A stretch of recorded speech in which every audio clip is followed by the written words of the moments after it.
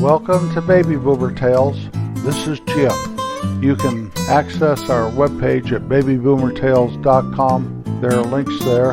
Click on it. You can follow us on Twitter. You can also link to Apple Podcasts, to Facebook, to Spotify, and other things.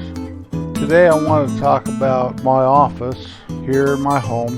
When you walk into my office, first thing you notice is probably what a mess it is. Now, I do not think it's a mess, but my wife over and over tells me it is, so it must be. She tells me it's like a little kid's room or a little boy's room. I have things on the walls like a lot of bulletin boards with pictures on it, a lot of pictures all over the place. I have an arrow I got from the Grand Canyon there, pictures of some grandkids. I used to have a baseball catcher's mitt from about 1910, but for some reason that got put down into a closet downstairs. Also, I have two desks, and the first desk when you walk in is a regular desk where you would do paperwork and all that stuff. And back in the days when I did paperwork with papers, I used to sit there quite often. Now I basically sit at my computer at another desk that looks out my window. Also, I have about 5 filing cabinets, so I save everything. It is an office that's designed to be a home business, and I've had home business run out of this office for years. And I still do a little bit of that, but I pretty much concentrate on my podcast anymore. When you sit down at my computer and look out my window, you can see our front yard and our gardens and our pond. Basically, that's the scope of what I can see from my window. Trees surround all that, but it's a pretty wide open space, and it's pretty winter, spring, summer, and fall. I see a lot of wildlife. Lately, I've been seeing a great horned owl in the early mornings, usually around dusk. He's down around where my hammock is, and I don't know what he's eating. I would imagine it's probably grubs or worms, but they must be very plentiful because he's been there for a while now, always in the early morning hours. I'll see coyotes once in a while. I think we have one regular that's solitary that comes around. He has been around here for years. Also see once in a while you'll see a pair of coyotes. I don't worry about coyotes. People are always freaked out over them and stuff, but I've never had one bit of problems, not with any of the cats or the dogs or the kids or anything. But I don't have chickens. You can also see in the early morning a muskrat swim around my pond, and I hate those critters. They can really cause a lot of damage, and I've taken great lengths to eradicate them, but they always come back. I've read that they move from ditch to stream to river to pond to lake to ditch to stream to pond to river to lake. So they move around, and I've had my share of them. I figure if I see one, there's several there. I've had wild turkeys come walking out right in front of my window. Deer, I see deer, they're plentiful as long as they're on the other side of the dam, which they usually are. Unless it's before daylight. When it's dawn and it's light enough to see but not any sunlight yet, sometimes they'll traipse right in front of my front porch here. I sit in the dark except for the light from the computer monitor, so I don't know if they can really see me. I don't move much, sitting here trying to figure out my day. Once in a while, a stray dog. There's not a lot of dogs around here, which I'm surprised of. There's some houses, but we're scattered very far apart from each other. I know my dog pretty much knows my property boundaries and stays within those. Once in a while she'll go over to the farm field next door to me and check stuff out, but she doesn't go far from the fence line. You can sit here and watch fish jump, watch the blue herons glide in for a stop, stand there and wait and wait and wait. Finally catch a fish or catch a frog.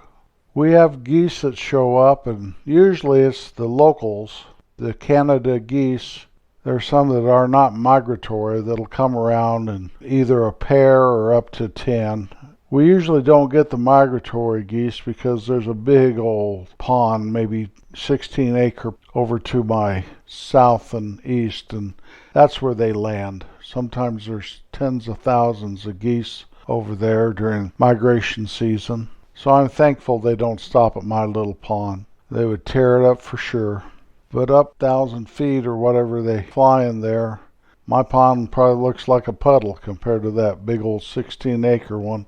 I like it when the ducks show up. I can see frogs jump, geese land, loon swimming around solo.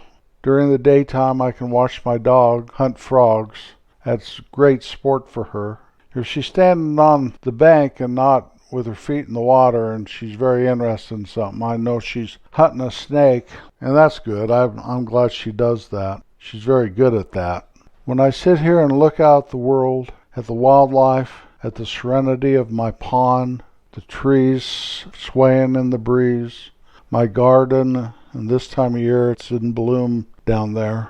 When I say the garden, when we bought this property years and years ago, the guy we bought it from had a vegetable garden down there, plus grapes and Marion berries and all this stuff. Well, we're not that green a thumb, and eventually the asparagus was taken over by the grass, and the birds were eating all the Marion berries, and I cut the grapevine down, but we have flowers and bushes and fruit trees down there, and it's pretty.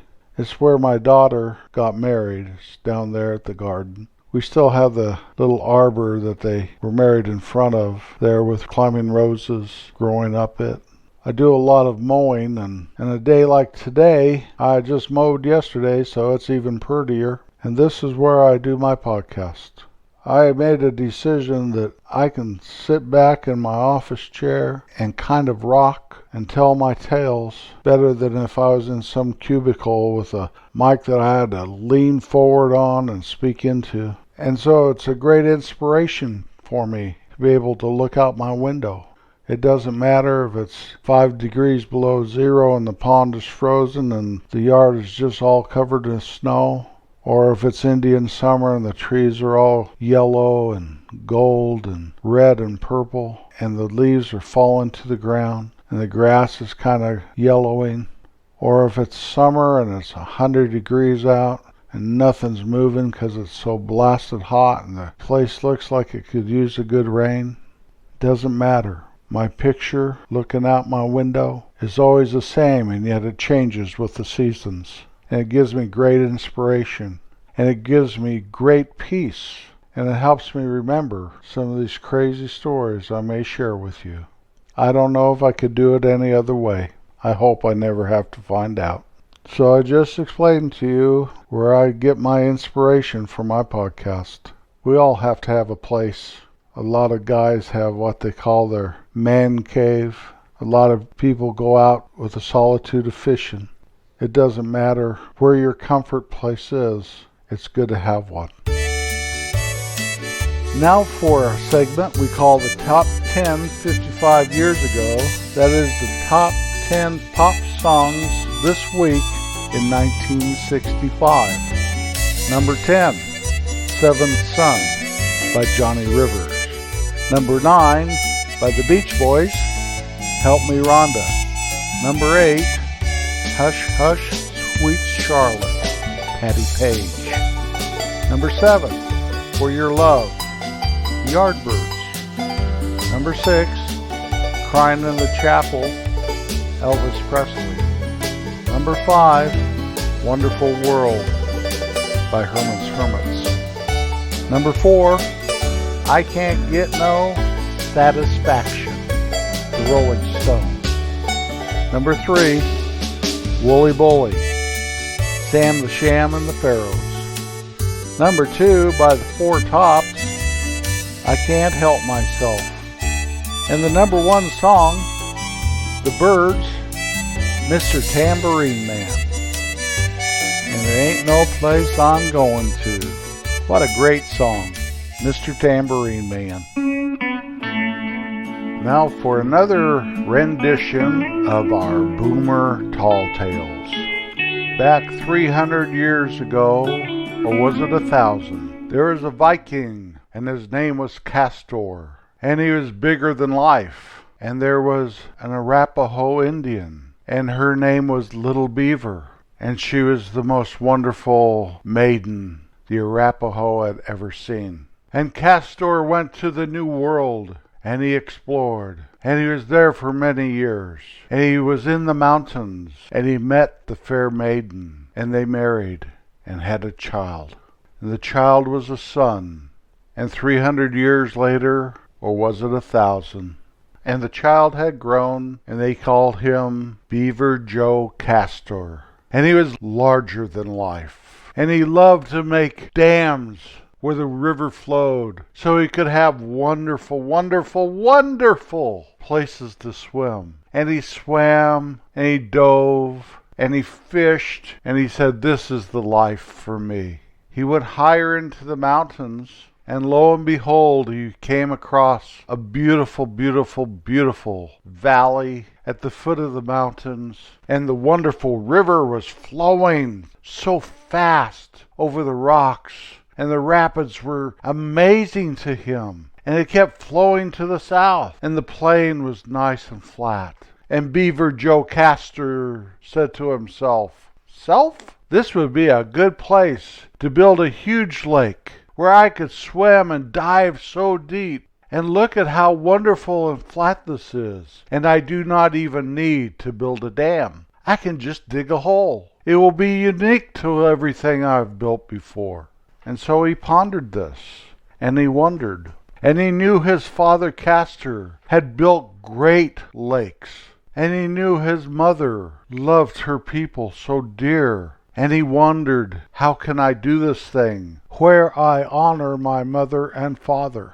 Well, Beaver Joe thought, and he looked, and he had an inspiration. The hole will not just be for a pond. It will be a great lake for so high in the mountains. And it will be a wonder to all that come. And it will be grand in the minds and in the words of man from this day forward. And he started to dig. And where am I going to put the dirt? And so he put the dirt and the rocks and all of the clay and the sand and the gravel and the boulders and the dirt into a huge, huge pile. And he kept digging down and down and down. And he thought to himself, this lake will be so deep, someday they will never even know if it has a bottom. And he was proud of himself, and he was happy to be doing such a wonderful thing. When he was done, and the pile of gravel and the pile of sand and boulders and rocks and dirt stood there, an enormous mountain. And he said to himself, when I look at that hill of dirt I made, it looks like a head without hair. And then the river filled the hole, and it became a wonderful lake. And the water was very cold and refreshing. And Beaver Joe Kastor loved to swim in it because his feet were enormous and flat, and he could swim so rapidly and so freely. And Beaver Joe Kastor was larger than life, for he built this lake by himself with his hands. And even though his father had built great lakes, he had built a very grand lake. We will never forget Beaver Joe Kastor and all the good that he has done. For the wonderful river flows in it, and on the other side of the lake it flows out. And that river goes onward and onward and onward to the great ocean far away. If it wasn't for Beaver Joe Kastor and his native Arapaho mother and his brave Viking father, life would not be as grand. So next time you see a wonderful lake in the high country, remember Beaver Joe and wonder in your mind if 300 years ago, or maybe 1,000, Beaver Joe didn't have some part to do with such a wonderful place of water. It's been nice being with you today. Thank you for riding along on our Boomer Tall Tales. It's always an adventure trying to figure that stuff out. I'm only in it for the experience. Remember not to trip out. It's only a tall tale. Be kind everywhere you go, to everyone you meet. You do that, and it will boomerang right back at you. Life can be so good. I'll be back next Wednesday.